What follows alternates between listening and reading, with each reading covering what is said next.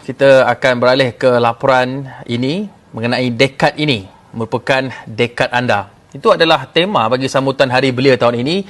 Tema yang mengangkat peranan dan juga penglibatan anak muda dalam pembangunan negara. Dan kami di Astro Awani juga ambil bahagian melalui cabaran Youth Takeover. Dan ruang ini kami kongsi untuk para belia bersama-sama menyampaikan berita. Dan untuk berita seterusnya, anda akan bersama dengan Hazwani Latif. Beliau merupakan alumni Malaysia Future Leader School MFLS dan ini juga merupakan sebahagian usaha kami untuk mengiktiraf penglibatan belia kerana dekad ini dekad anda. Sediakan, silakan Hazwani. Okey, terima kasih kepada Hakim Rahman. Anda bersama saya Hazwani Latif dan kita teruskan dengan laporan tempatan. Keluaran dalam negeri kasar KDNK suku tahun kedua 2020 yang menyusut 17.1% disifatkan tidak selari dengan kadar pengangguran yang diumumkan sebelum ini.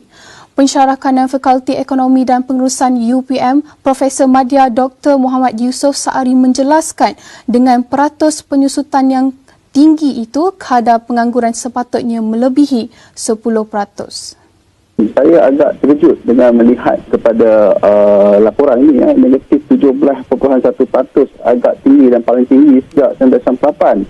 Selalunya pengalaman kalau Malaysia, kalau ekonomi yang mana keadaan negatif 17.1% ni, selalunya kadar pengangguran kita akan double digit, maknanya lebih dari 10% lah. Tetapi kalau kita lihat laporan pengangguran dan juga kadar guna tenaga yang berbau ni diumumkan oleh Jabatan Perangkaan juga menunjukkan kadar pengangguran kita telah menunjukkan trend yang menurun. Contohnya pada pada bulan April pengangguran kita 5.0%, Mei naik sikit 5.3% dan Jun telah turun kepada 4.9%. Ini menunjukkan ekonomi itu dah rebound ya. Tapi 17.1% negatif 17.1% agak tinggi bagi saya. Tapi mungkin juga saya rasakan juga kadar pengangguran yang dilaporkan itu tidak mengambil kira mereka-mereka yang cuti tanpa gaji yang disebabkan oleh MCO itu dan juga pandemik COVID-19. Jadi kalau kita ambil kira semua kategori tersebut, mungkin kadar pengangguran lebih tinggi dan mungkin lebih reflect kepada negatif 17.1% ini. Kerana apabila kami buat unjuran, kami hanya bersandarkan kepada jumlah pengangguran yang dilaporkan oleh Jabatan Perangkaan pada beberapa minggu yang lepas.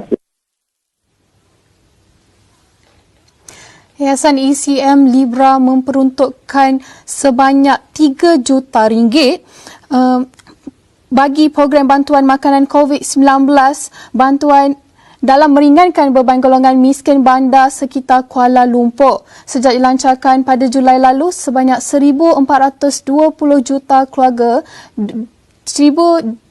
dan 640 orang miskin bandar, termasuk ibu tunggal dan gelandangan, berpeluang memanfaatkan bantuan yang disediakan tersebut. Menurut pengasas Pertiwi Soup Kitchen, Datuk Munirah Abdul Hamid, inisiatif yang dilakukan bagi bantu golongan yang kurang bernasib baik ini merupakan cabaran besar. Urban poor is a lot harder because we're dealing with a different mindset. These are people who fallen through the cracks. As the country progressed, there were people who fell through the cracks. And these are probably the 5th generation. And it's so much harder to change the attitude and the lifestyle. Bagaimanapun, Menteri Sains, Teknologi dan Inovasi Khairi Jamaluddin menjelaskan perkara itu kini sedang dalam perhatian pihak kerajaan. Perkara ini memang sudah pun berada dalam pertimbangan dan perhatian kerajaan.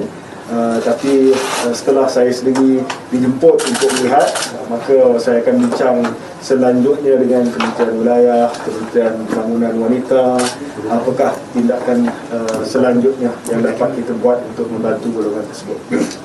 Khairi ditemui selepas mengagihkan bungkusan makanan kepada golongan yang memerlukan di Ibu Negara pada Jumaat. Antara yang hadir ialah pengurusi Yayasan ECM Libra Foundation, Datuk Seri Kalimullah Hassan, pengasas Pertiwi Soup Kitchen, Datuk Munirah Abdul Hamid dan Ketua Pegawai Eksekutif Kumpulan Air Asia, Tan Sri Tony Fernandez. Datuk Seri Akril Sani Abdullah Sani dilantik secara rasmi sebagai Timbalan Ketua Polis Negara yang baru berkuat kuasa Jumaat. Menteri Dalam Negeri Datuk Seri Hamzah Zainuddin berkata, pelantikan itu telah mendapat perkenan yang di-Pertuan Agong dengan nasihat Perdana Menteri atas perakuan Suruhanjaya Pasukan Polis. Jelasnya pelantikan itu termaktub di bawah Fasal 4 dan 5 Perkara 140 Perlembagaan Persekutuan.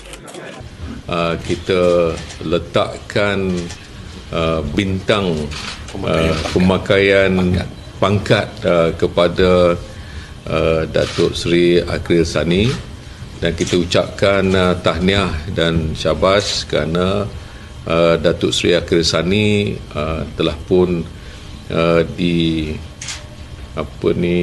naikkan pangkat selepas Agong diperkenankan oleh Yang Pertuan Agong sebagai Deputy IGP. Semalam kita dah dapat surat perkenan Tuanku, maka hari ini adalah hari untuk kita meletakkan pangkat tersebut kepada Datuk Seri Akril Sani. Ini adalah merupakan majlis biasa yang kita lakukan untuk kita sama-sama mewar-warkan kepada semua bahawa inilah hari pertama Datuk Seri Akril Sani dia telah pun terlantik sebagai Deputy IGP, Timbalan IGP, dan saya ucapkan bagi pihak kementerian kita mengucapkan tahniah dan syabas. Akril Sani menggantikan Datuk Mazlan Mansor yang bersara wajib mulai Jumaat. Beliau yang memiliki kelulusan sarjana sains pengurusan dari Universiti Malaya menyertai PDRM pada 2 Februari 1986 sebagai Kadet Penolong Penguasa Polis ASP. Sepanjang perkhidmatan, Akril Sani telah memegang pelbagai jawatan termasuk Pesuruhjaya Polis Sarawak, Ketua Polis Perak, Pengarah Jabatan Pencegahan Jenayah dan Keselamatan Komuniti, Pengarah Jabatan Siasatan Jenayah Komersial dan Pengarah Jabatan Sumber Strategik dan Teknologi.